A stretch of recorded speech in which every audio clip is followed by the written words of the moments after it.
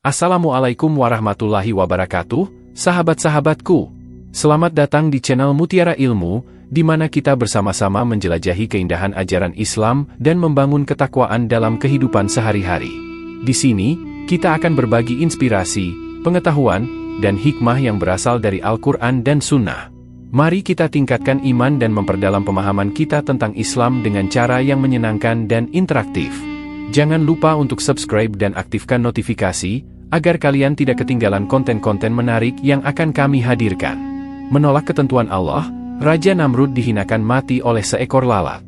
Kala itu masyarakat Babilonia yang dipimpin Raja Namrud yang menganggapnya sebagai Tuhan karena sangat berjaya. Raja Namrud memiliki istana yang sangat megah, bala tentara yang tidak terkalahkan, dan mempunyai segalanya. Pada suatu malam ia diberikan mimpi bahwa kerajaannya akan hancur. Salah satu orang kepercayaan Namrud adalah Azhar yang merupakan penasihat raja. Beliau adalah ayah dari Nabi Ibrahim alaihissalam. Ia bertugas membuat patung-patung yang diperintahkan oleh Raja Namrud untuk disembah. Ketika semua penasihatnya dikumpulkan, Namrud bertanya arti dari mimpinya kepada orang-orang kepercayaannya.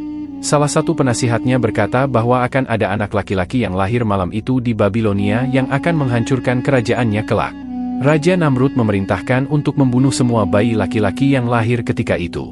Maka Azhar yang ternyata merupakan ayah dari Nabi Ibrahim ini pulang dan memberitahukan kepada istrinya untuk menyelamatkan diri ke hutan.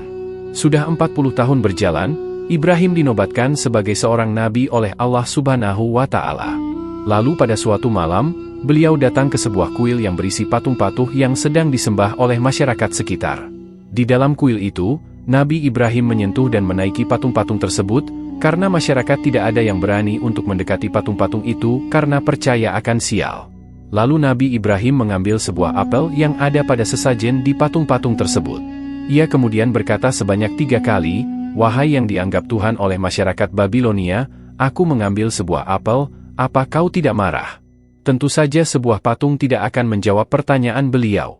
Semua orang merasa ketakutan melihat peristiwa itu, karena memang secara akal sehat tidak akan bisa patung tersebut marah.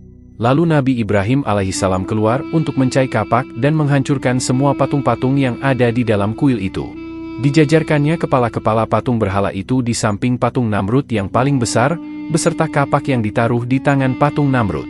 Dengan ini beliau akan melakukan tipu muslihat kepada masyarakat dan Namrud. Keesokan harinya masyarakat yang ingin menyembah patung-patung itu bertanya siapakah yang menghancurkan patung-patung tersebut.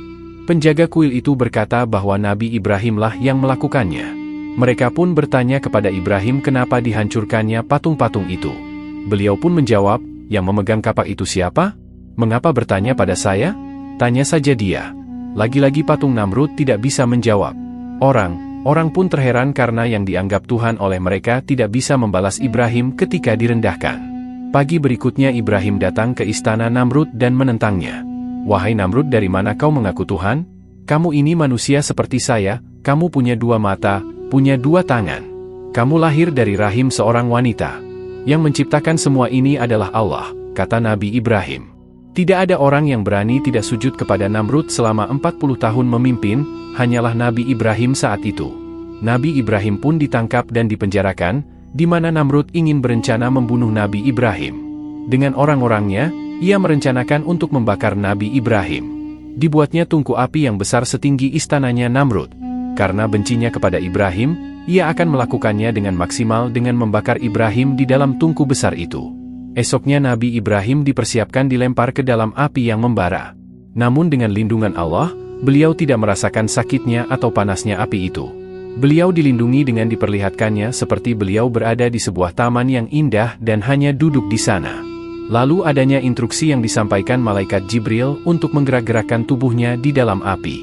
Orang-orang pun bingung mengapa beliau tidak teriak kesakitan di dalam api. Dibiarkannya Ibrahim selama 3 hari. Setelah 3 hari pun Ibrahim tidak terbakar dalam api. Beliau diperintahkan oleh Allah untuk keluar dari api dan pulang ke rumah.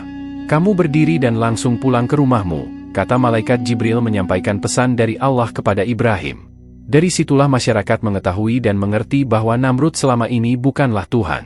Ajen Dinawati dalam bukunya berjudul Kisah Nabi Ibrahim yang diterbitkan Wahyu Media sebagaimana dikutip dari Republika.co.id, menjelaskan bahwa Raja Namrud muak dengan Ibrahim yang selalu menyeru untuk beriman kepada Allah Subhanahu wa Ta'ala. Lalu ia menantang agar Nabi Ibrahim berdoa kepada Allah Subhanahu wa Ta'ala agar melawan pasukannya. Seketika itu awan berubah kelam, tiba-tiba datang beribu-ribu kawanan nyamuk menyerang pasukan Namrud. Dalam buku 40 Kisah Akhir Hidup Kezaliman Makhluk-Makhluk Allah karya As-Rahman, menjelaskan bahwa Allah Subhanahu wa Ta'ala memerintahkan malaikat untuk membuka pintu yang menjadi jalan bagi datangnya nyamuk-nyamuk.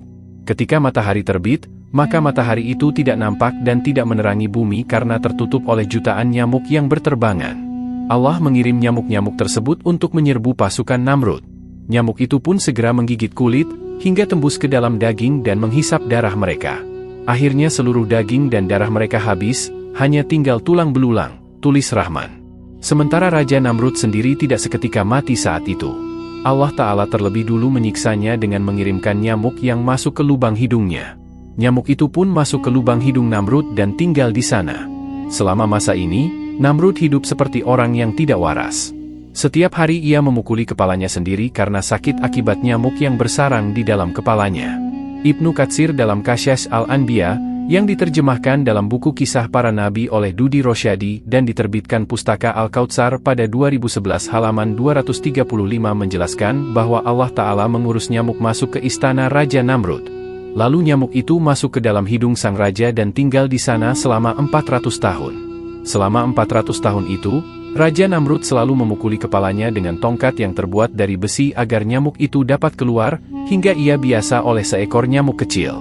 Sebelum Namrud tewas mengenaskan, Nabi Ibrahim masih berkali-kali menjenguknya untuk mengajaknya bertobat. Tapi Namrud tetap keras kepala hingga ia tewas. Seperti dijelaskan dalam surah Al-Baqarah ayat 26. Sesungguhnya Allah tiada segan membuat perumpamaan berupa nyamuk atau yang lebih rendah dari itu.